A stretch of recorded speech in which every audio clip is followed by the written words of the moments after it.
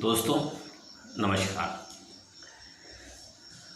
लैंगिक अपराधों से संरक्षण अधिनियम 2012 जिसे पॉक्सो अधिनियम किया गया है, इसमें पीड़िता की उम्र के निर्धारण के संबंध में कोई भी प्रावधान नहीं है। As well as JJ act 2015 में भी पीड़िता की उम्र निर्धारण के लिए स्पष्ट प्रावधान नहीं है। हाँ, सेक्शन 94 में जो प्रोविजंस हैं उम्र निर्धारण के संबंध में, वह प्रोविजंस एक्यूज्ड के लिए है।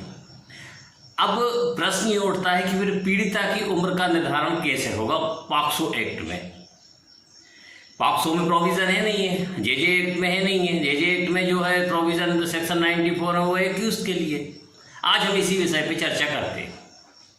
दोस्तों, पूर्व में वर्ष 2013 में जनरल सिंह वर्सेस हरियाणा राज्य का न्याय दृष्टांत आया, जो सुप्रीम कोर्ट के द्वारा प्रतिपादित किया गया था, निर्णीत किया गया था। उस समय किशोर न्याय संरक्षण अधिनियम 2000, जिसके नियम 2007 में बने हैं, उसके नियम 2007 के नियम 12 में भी एक्यूज्ड की उम्र निर्धारण के संबंध में प्रोविजंस थे। जनरल सिंह वर्सेस हरियाणा राज्य जो 2013 में सुप्रीम कोर्ट का केस आया था, उसमें स्पष्ट रूप से निर्धारित कर दिया कि 2007 के नियम 12 में जो एक्यूज की उम्र निर्धारित करने के लिए पैरामीटर्स दिए गए हैं, वही पैरामीटर्स पीड़िता की उम्र निर्धारण हेतु लागू होंगे। दोस्तों, उसके बाद 2000 का जो किशोर न्याय संरक्षण अधिनियम 2000 था, उसे निरस्त कर दिया गया, वो रिपील हो गया। अब यहाँ पर कुछ भ्रांतियाँ चालू हो गई कि क्या जनरल सिंह अभी लागू होगा, क्योंकि जनरल सिंह किशोर न्याय संरक्षण अधिनियम 2000 के बारे में था और 2000 का अधिनियम निरस्त हो गया। तो अब क्या जनरल सिंह का माना जाए?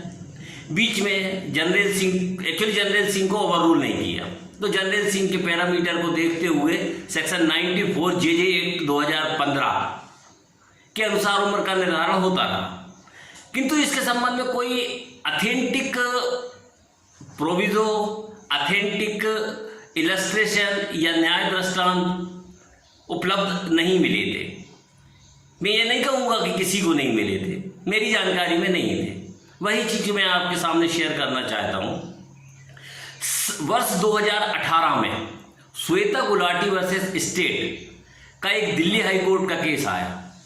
उसमें उनने जनरल सिंह को डिस्कस करते हुए कहा कि जनरल सिंह ओवररूल नहीं हुआ। जनरल सिंह में पीड़िता की उम्र निर्धारण के संबंध में जो 2007 के नियम 12 में जो एक्यूज के लिए थे, जो प्रोविजंस थे, जो पैरामीटर थे, वह पीड़िता की उम्र के लिए थे। वहीं 2000 का एक्ट निरस्त हो जाने के बाद जेजे एक्ट 2015 के सेक्शन 94 में जो पैरामीटर एक्यूज की उम्र निर्धारण के लिए दिए, उसी से पीड़िता की उम्र का निर्धारण होगा। यह बात श्वेता गुलाटी वर्सेस स्टेट में दिल्ली हाई कोर्ट द्वारा कही गई।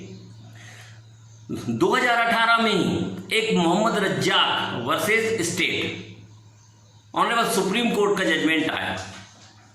इस जजमेंट में भी जनरल सिंह को भी डिस्कस किया, श्वेता गुलाटी वाले केस को भी डिस्कस किया।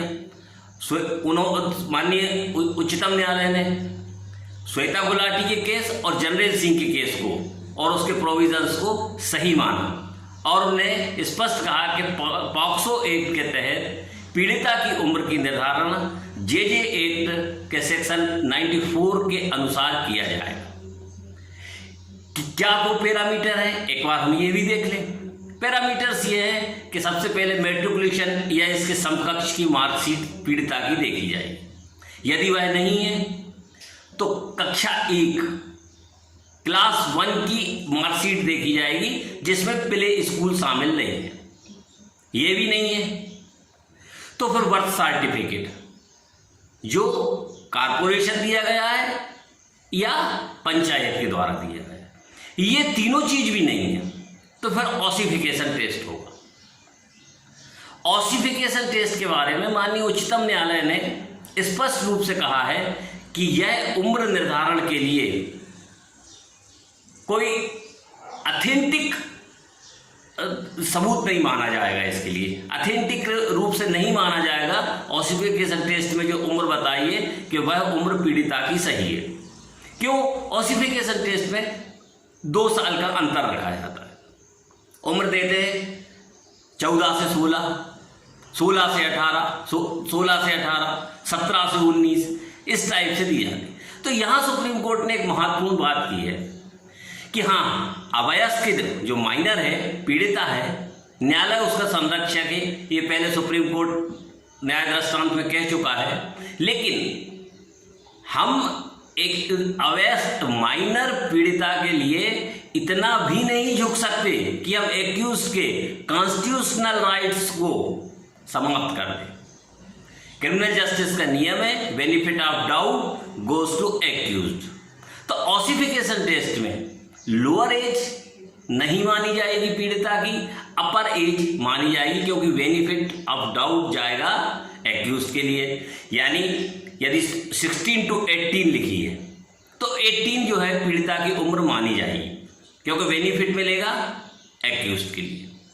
तो दोस्तों, अब 2018 के बाद जब श्वेता गुलाटी और मोहम्मद रज्जाक का सुप्रीम कोर्ट का केस आया, जिसमें जनरल सिंह, जो माननीय उच्चतम न्यायालय ने जनरल सिंह और श्वेता गुलाटी को भी डिस्कस किया, अब स्थिति बिल्कुल स्पष्ट है कि पॉक्सो की पीड़िता की उम्र का निर्धारण JJ एक्ट 2015 के सेक्शन 94 के तहत की जाए। दोस्तों, एक महत्वपूर्ण जानकारी मेरी ज्ञान में आई, इसलिए मैंने आपके सामने शेयर करना चाहा, क्योंकि पीड़िता की उम्र के संबंध में बहुत ज़्यादा कन्फ्यूजन थे। लेकिन 2018 में जो 2 केस आए हैं, honourable Delhi high court as well as honourable supreme court, उसके बाद से स्थिति टोटल रूप से क्लियर हो गई। दोस्तों, फिर मिलते हैं। आपको मेरा वीडियो ठीक लग रहा है, मेरी चर्चा ठीक लग रही है, तो मेरे चैनल को सब्सक्राइब करें, लाइक करें, और जो भी आपके सुझाव हो उसे कमेंट्स बॉक्स में दें। आपके सुझाव मेरे लिए मार्गदर्शक, प्रेरणा का काम करेंगे। दोस्तों, नमस्कार।